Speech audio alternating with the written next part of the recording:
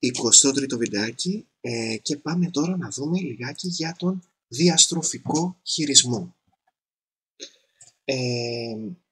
Μη μας παραξενεύει λιγάκι ο όρος. Έχει να κάνει λίγο με έτσι ένα ροζ συννεφάκι που έχουμε εμείς οι ψυχολόγοι και δεν θέλουμε να παραδεχτούμε ότι στην ανθρώπινη φύση υπάρχει το κακό. Έτσι, κάποιες από τις πολύ ακραίες συμπεριφορές ορίστηκαν και ορίζονται ως διαταραχές προσωπικότητας. Γιατί ακριβώς δεν μπορούμε να γνωρίζουμε εάν αυτό είναι ένα πρόβλημα μέσα στο οποίο πάσχει το υποκείμενο ή εάν είναι απλά μια επιλογή κακίας. Έτσι έχουμε λόγω χάρη την διαταραχή κοινωνικής συμπεριφοράς που έχουν πάρα πολλοί από τους φυλακισμένους, όπως σου λέει ότι δεν αισθάνεται τον άλλον, δεν νιώθει συμπόνια για τον άλλον, μπορεί να ευχαριστιέται να σκοτώνει, μπορεί να ευχαριστιέται να ξεγελά, να εξαπατά, να κλέβει τους άλλους, παίζει με τους νόμους, περιγελά τους νόμους και αυτό ορίστηκε ως διαταραχή. Μπορεί καλός, μπορεί κακός, αλλά έτσι είναι.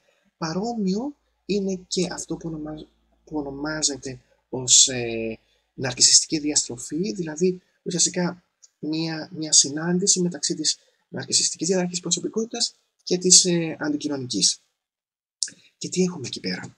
Εκεί έχουμε ένα παιχνίδι με το αόρατο, δηλαδή το άτομο αυτό είναι ένα άτομο το οποίο δεν θέλει να έχει την ευθύνη κάποιου λάθους, κάποια συντριβής, δεν θέλει να πιστεύει ότι έχει κακές πλευρές και προβάλλει τις κακές πλευρές του στους άλλους. Σαν άμυνα, σαν να ξερνάει ό,τι κακό νιώθει, να πιστεύει ότι το νιώθουν οι άλλοι για εκείνον. Και μέσα σε αυτό το πραγματάκι μαθαίνει και χειρίζεται τους άλλους, οι οποίοι του δημιουργούν οργή, οι οποίοι του δημιουργούν θυμό, οι οποίοι του δημιουργούν οτιδήποτε. Ζηλεύει πάρα πολύ τη ζωντάνια, τη ζωή, την εξυπνάδα, την κρίση και απεγνωσμένα θέλει να καταστρέψει αυτά για να μπορέσει να αισθανθεί ανώτερος, να αισθανθεί ότι υπάρχει και ότι δεν απειλείται από αυτά τα πλάσματα.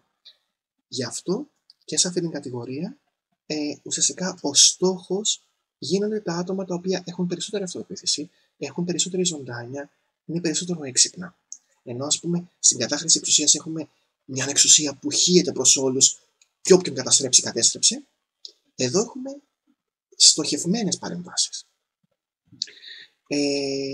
Και τα άτομα αυτά είναι αρκετά γοητευτικά. Γοητευτικά τι σημαίνει? Σημαίνει ότι ο άλλος όταν τα βλέπει ερεθίζεται και σεξουαλικά και αυτά τα άτομα το χρησιμοποιούν αυτό για να χειριστούν, να παίξουν με τους άλλους. Είναι πάρα πολύ σημαντικό σε κάθε τι να σκεφτόμαστε τι με κάνει να νιώθω αυτός ο άνθρωπος και αυτό που νιώθω γιατί είναι. Να το ψάχνουμε λίγο παραπάνω.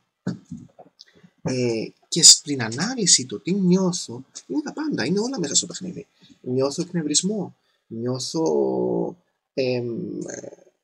καύλα, νιώθω χαρά, χαίρομαι όποτε το βλέπω, το συναντώ, νιώθω στεναχώρια, μου μεταφέρει μια στεναχώρια. Και αυτό είναι πράγματα τα οποία τα σκεφτόμαστε και επαναξιολογούμε τη σχέση μας με τα άτομα αυτά στη βάση των συναισθημάτων που μας γεννούν. Βέβαια, δεν είναι πάρα πολύ εύκολο πάντα να διακρίνουμε αν τα συναισθήματα αυτά εκπορεύονται από το άτομο αυτό ή αν απλά το άτομο αυτό δρά ως ερέθισμα για να θυμηθούμε κάτι και να γεννηθούν τα συναισθήματά μας. Δηλαδή, όποτε βλέπω αυτή να είναι με εκνευρίζει. Με εκνευρίζει όμως γιατί φέρει εκνευρισμό μέσα της ή με εκνευρίζει γιατί το τσουλούφι της μου θυμίζει τη θεία μου τη Βασίλο, η οποία με έδερνε και όποτε τη βλέπω αμέσως εκνευρίζομαι. Λοιπόν, τα κρατάμε. Και τα δύο μπορεί να ισχύουν, και ένα τρίτο και ένα τέταρτο, δεν το ξέρω. Απλά πρέπει πάντα να σκεφτόμαστε λιγάκι. Λοιπόν, τεχνικές που, που εφαρμόζονται στο διαστροφικό χειρισμό. Άρνηση άμεσης επικοινωνίας. Τι έχουμε εκεί? Έχουμε ένα θήτη ο οποίος παγώνει την επικοινωνία μαζί μας. Και τι σημαίνει παγώνει? Σημαίνει ότι μπορεί να μας υποτιμά, να μας περιγελά όταν το ρωτάμε κάτι, να μας απαντάει με ασάφεια, δηλαδή και πώς θα το κάνω αυτό και πώς θα γίνει αυτό. Όχι μωρέ, τώρα πρέπει να ασχοληθώ με τη Μαρία να της εξηγώ. Τι σημαίνει αυτό? Η πληροφορία δεν δόθηκε, πέρασε ένα σχόλιο έτσι και ουσιαστικά παγώνει την επικοινωνία. Τι σημαίνει αυτό το πράγμα? Τι σημαίνει η παγωμένη επικοινωνία? Ένα από τα πράγματα μέσα στα οποία, διά των οποίων μπορεί να οδηγηθούμε στο να μας ανοίξουν ψυχώσεις, είναι και αυτή η παγωμένη ή διαστρεβλωμένη επικοινωνία. Δηλαδή, έχουμε πολλές φορές ζευγάρια όπου υπάρχει το δεν μιλάνε ή μιλάνε και υπάρχει ψέμα ανάμεσα. Δηλαδή, θα πας για ας πούμε, Αλέκο, μπορείς να πας να μου φέρεις μια σοκοφρέτα? Ναι, τώρα δίνομαι και θα πάω. Μετά από μια ώρα, Αλέκο, δεν μου είπες ότι θα πήγαινες να μου φέρεις σοκοφρέτα? Εγώ, πότε το είπα αυτό? Δεν μου είπες ποτέ τέτοιο πράγμα. Αυτό το πράγμα συστηματικά, καθημερινά, είναι δυνατόν να οδηγήσει τον άλλον στην τρέλα. Στον εργασιακό χώρο μπορούμε να έχουμε παρόμοια, δηλαδή η επικοινωνία είτε η πώς το λέμε, ανύπαρκτη, παγωμένη, δηλαδή που ουσιαστικά να μην μεταφέρονται πληροφορίες. Ρωτάς κάτι, ποτέ δεν σου απαντάει ο άλλος, δεν σου δίνει εξηγήσεις, σε προσπερνάει, ακόμα και το δεν σου λέει καλημέρα. Ψυχρότητα στη σχέση, ψυχρότητα στον ήχο της φωνής. Μιλάω με τη Μαρίτσα, Μαρίτσα μου, κτλ. Ναι, γεια σου Γιάννη. Ναι, Σαφά. Ισιώνει η φωνή κατευθείαν. Και εκεί είναι στοιχεία τα οποία εισάγουν την τρέλα στη σχέση. Γιατί και όταν μιλάμε για άρνηση άμεσης επικοινωνίας, βάζουμε μέσα και τη διαστρέβλωση και το ψέμα. Είναι σαν να βρισκόμαστε στο διάστημα που δεν έχει αέρα και δεν μπορεί να μεταφερθεί η φωνή μας. Ξαφνικά οι σκέψεις μας και όλα είναι σαν να υπάρχουν μόνο για μας και να μην μπορούν να μεταφερθούν στον εξωτερικό χώρο. Και αυτό είναι δυνατόν να μας τρελάνει.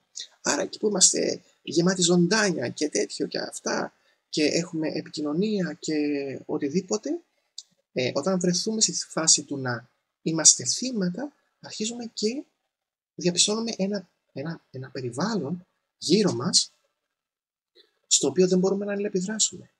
Γιατί όταν μιλάμε για ηθική παρενόχληση, μιλάμε για τρεις παίκτες. Το θύμα, ο θήτης και η σιωπηρή πλειοψηφία. Τη ζημιά τη μεγάλη την κάνουν αυτοί που σιωπούνε. Αυτοί που στην αρχή εντοπίζουν κάποια επιθετικότητα, δεν μιλάνε και μετά αρχίζουν και μετέχουν και αυτοί σε αυτό. Και γίνεται ένα ωραίο ντόκφιλ, σαν την ταινία δεν θυμάμαι πια. Λοιπόν, θα συνεχίσουμε στο επόμενο βιντεάκι, γιατί έχουμε μπόλικα πραγματάκια να πούμε και φτάσαμε περίπου στο 10 λεπτό.